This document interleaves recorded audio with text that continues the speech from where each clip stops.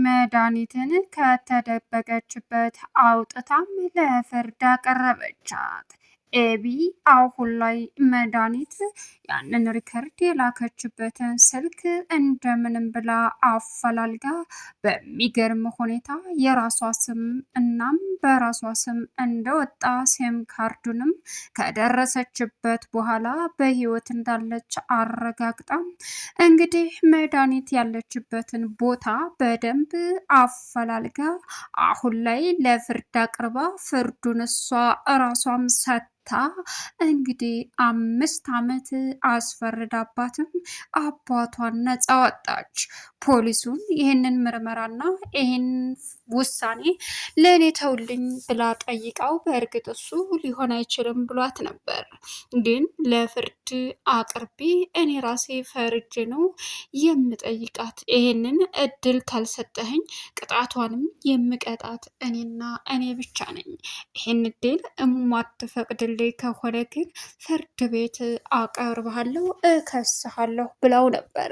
ፖሊሱም መጨረሻ ላይ እንግዲህ በሚገርም ሁኔታ በኤቢ ሁኔታ በደንብ ከመደነቁም በላይ አሁን ላይ ፍርዱንና እሷን አፈላልጋ ማንጣቱን ለሷ ተወላት።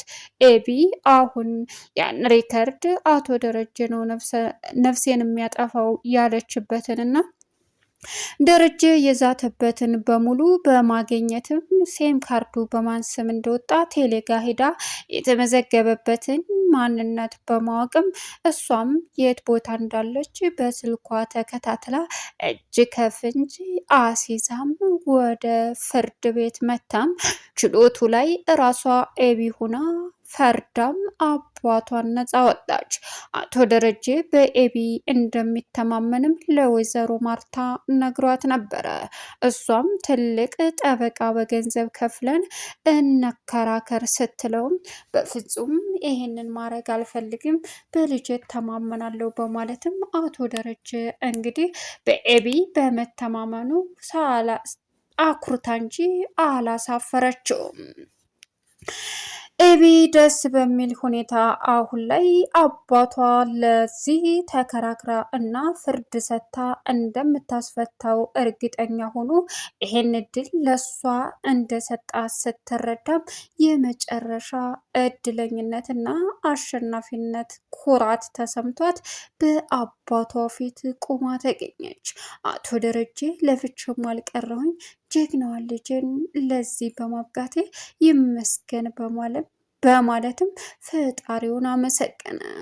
ዳጣ መድኃኒት ራሷን እንዳላጠፋችም ከመድኃኒት ክላስ በመግባትም ራሷን በምላጭ ቆራርጣ የሞተች አስመስላ ከቤት እንዳወጣችም ምላጩ ከአልጋ ስር ስታገኘው ለወይዘሮ ማርታ ስትሰጣትም የምትሆነው ግራ ገባት። ወይዘሮ ማርታ ሰላም ውድና የተከበራችሁ የዙዙነት ሚዲያ ቤተሰቦች እንዴት ናችሁልኝ? ሰላማችሁ ይብዛልኝ። ለዚህ ቻናል አዲስ የሆናችሁ ሰብስክራይብ እያደረጋችሁ ቪዲዮውን እስከ መጨረሻው ተከታተሉ። በጉጉት ስንጠብቀው የነበረው ዳጣ ቀጣይ ፓርት ይዘመተናል። እንግዲህ እጅግ በጣም ደስ የሚለው ነገር አሁን ላይ ኤቢ አባቷን እንዴት አድርጋ ወደ ቤቱ መመለስ እንዳለባትም በኩራት በሚገርም ሁኔታ እንግዲህ አቶ ደረጀን አምጥታውም ትገኛለች። አቶ ደረጀም የልጁን ሁኔታ ሲያይም በጣም ስለተደሰተና በጣም ስለተገረመ አቶ ደረጀ አሁን ላይ በልጄ እተማመናለሁ ማለቱ አኮራው እንጂ አላሳፍረውም። በዚህን ሰዓት አቶ ደረጀ ለተፈጠረው ነገር በሙሉ እንግዲህ አሁን ላይ ኤቢ ተከራክራ ታወጣኛለች እንጂ እኔ በፍጹም አልወጣም ብሎ ነበር። እናም ደስ በሚል ሁኔታ ኤቢ መድኃኒትን ስልክ ቁጥር ወይም ደግሞ ለአቶ ደረጀ ዛቻ ዝቶብኛል ብላ ለፖሊስ ያቀረበችበትን በደንብ በመከታተልም አሁን ላይ የመድኃኒትን ውርደት እጅ ከፍንጅ በማቅረብም እንግዲህ እዳ መከራዋን እያሳየቻት ትገኛለች። መድኃኒት ከተደበቀችበትም እንግዲህ ፖሊሶች ማንቁርቷን አውጥተው ለህግ አቅርበዋታል። በህግ ችሎት ላይ እኔ እንጂ ማንም ሊቀጣት አይችልም፣ ፍርዷንም የምሰጣት እኔና እኔ ነኝ በማለትም ኤቪ እንግዲህ በንዴት የመድኃኒትን እንግዲህ ውሳኔ ተበቅላ እዳ ጉዷን አሳየቻት። ሌላኛው ማርታም በእርግጥ እህቷ ይህንን በማድረጓ እጅግ በጣም ስለገረማትኝ እንደው ምን አይነት ተአምረኛ መጥፎ ሴት ነሽ በማለትም ቀወጠችው።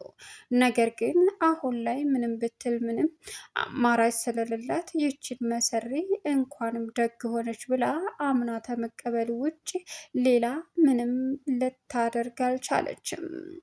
አቶ ደረጀ በልጁ ተማምኖና ኮርቶ በደስታ እንግዲህ የሚሆነው ግራ ገብቶት እየተፍለቀለቀ ይገኛል።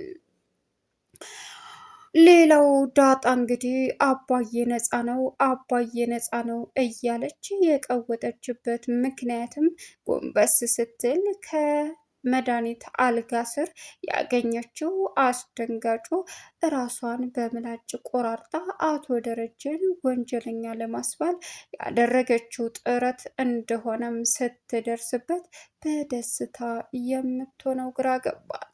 በዚህን ሰዓት ሁላቸውም በእርግጥ ገዜን የሚያስፈራራው እንግዲህ አቻም እሱ ነው ነፍሰ በላው በማለትም ገዜ ቀጥታ ወደ ወይዘሮ ማርታ ጋር ሄዶ ነበር። ወይዘሮ ማርታን በእርግጥ ደረጀን ደጋግማ ስትጠይቀው እህትሽ ወይ በራ ነው ወይ እዚሁ ሀገር ውስጥ ናት፣ እመኚኝ እኔ ምንም አላደረግኩም እያለም እየተከራከራን ነበር።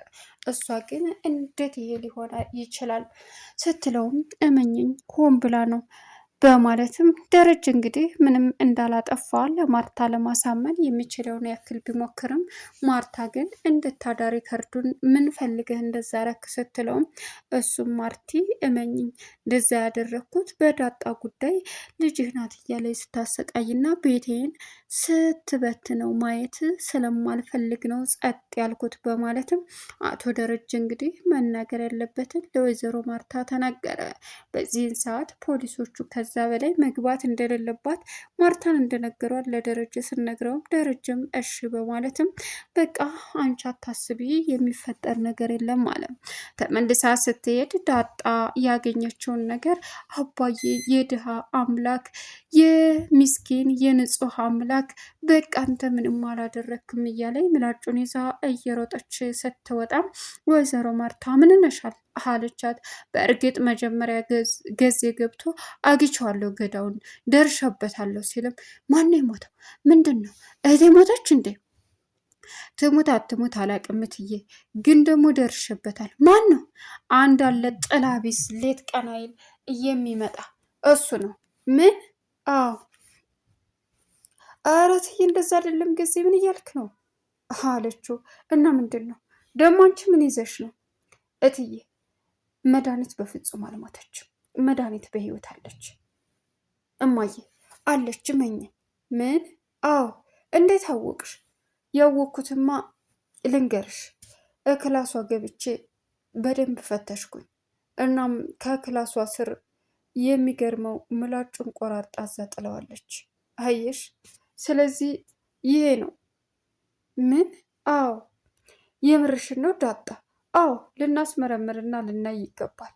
በቃ ኦኬ እሺ ስትላትም አሁን ላይ እንግዲህ ኤቢም ወደ ቤት እማዬ አንቺ አትጨነቂ፣ ምንም የሚያስጨንቅ ነገር የለም። በቃ አንቺ መረጋጋት አለብሽ። አክስቲ ምንም አልሆነችም። አውቃና ሆን ብላ ያቀደችው እቅድ ነው፣ አስባበትም። ስለዚህ ያንቺ መጨነቅ እመኝኝ፣ አባዬ ሆን ብላ በቃ ለማሳደድ ያደረገችው ነገር ነው። በዚህ ነገር ላይ ልትጨነቂ አይገባም። እንዳፍሽ አድርገው። ታዲያ ይህ ሁሉ ከምን የመጣ ነው አለቻት። እማዬ በቃ ነገርኩሽ አይደል፣ ሆን ብላ አስባ ነው። ስለዚህ ልትረጋጊ ይገባሻል ስትላትም ወይዘሮ ማርታም እንደሱ ይሁን እንዳፍሽ ይሆን አለች። በዚህን ሰዓት የሚያሳዝነውና እንግዲህ ልብ የሚነካው አሁን ላይ በእርግጥ ናታን አባዬ አድርጎታል ብሎ ነበር የሚያስበው። ነገር ግን አቶ ደረጀ እንዳላደረገ ኤቢ እርግጠኛ ነበረች። የኔ አባት ይሄን አያደርግም ስትልም በእርግጥ ወይዘሮ ማርታ ደረጀ ሊናደድ ብዙ ነገር ሊያደርግ ይችላል። ነገር ግን በፍጹም እንደዚህ የተጨማለቀ ስራ አይሰራም። የኔን እህት ይገላታል ብዬ አምኜ መቀበል አልችልም አለች። በዚህን ሰዓት አዎ እማዬ ልክ ነሽ፣ አዎ በማለትም የተፈጠረውን ነገር በሙሉ እንግዲህ የአቅሟን ያክል እየሞከረች ያለችው ኤቢ አሁን ላይ ሙከራዋ ሰርቶ ዳጣና እሷ ነይ እንሂድ ቴሌ አብረን ሄደን ማድረግ ያለብንን ነገር እናደርጋለን። አባዬ ምንም አላደረገም። አባዬ በብዙ ጭንቀት ውስጥ ነው። እናም አባዬን ነፃ አወጣዋለሁ እመኘኝ አለቻት። የምርሽን ነው? አዎ እመኝ ዳጣ፣ አባቴ ነፃ ይወጣል። በምንም ሁኔታ ይሁን በምንም ሁኔታ አባቴን ነፃ አወጣዋለሁ። እሷን ደግሞ እስከ ወዳኛው እጥላታለሁ አለች።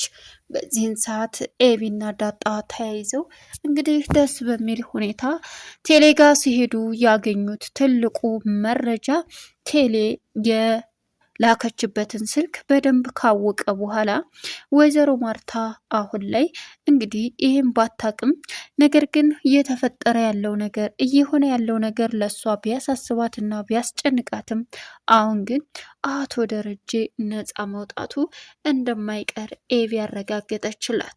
ኤቢ በዚህን ሰዓት ተአምረኛና እማዬ አባቴን ያሳሰረችው እሷ ከሆነች እሷ በህይወት ኖራ አባቴን ያሰቃየችው እሷ ከሆነች እመኝኝ ለደቂቃ አልተዋትም፣ ፍርዷን ነው ምሰጣት። ምን? አዎ መጀመሪያ አባትሽ ይለቀቅ።